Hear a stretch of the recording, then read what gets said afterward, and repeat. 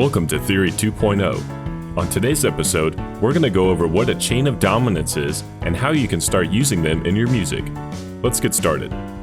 A chain of dominants, which can also be called the cycle of dominants, is a chain of secondary dominant seventh chords where each chord resolves to a dominant chord a perfect fourth interval away.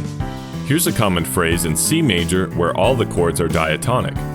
It goes E minor, A minor, D minor, and G major.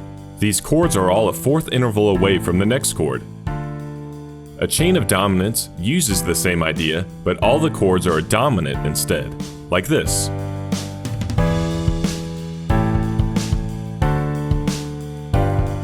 The E7 is the dominant of A, which is the dominant of D, and so on.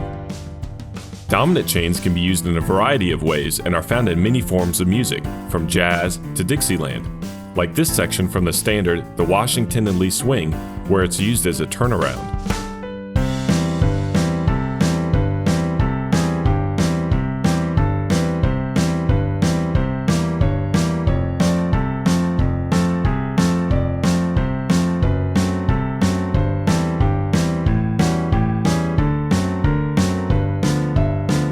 Another good way is to use it as a bridge, which was how George Gershwin popularized the concept.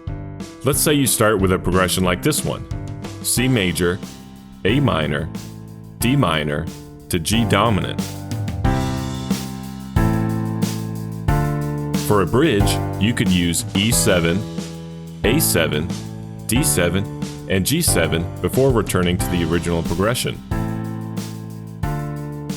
Dominant chains are a way to introduce a little more advanced techniques if you're just getting started into jazz, or if you want to put some chromaticism into a section of music. And that's all for today. Thank you for watching.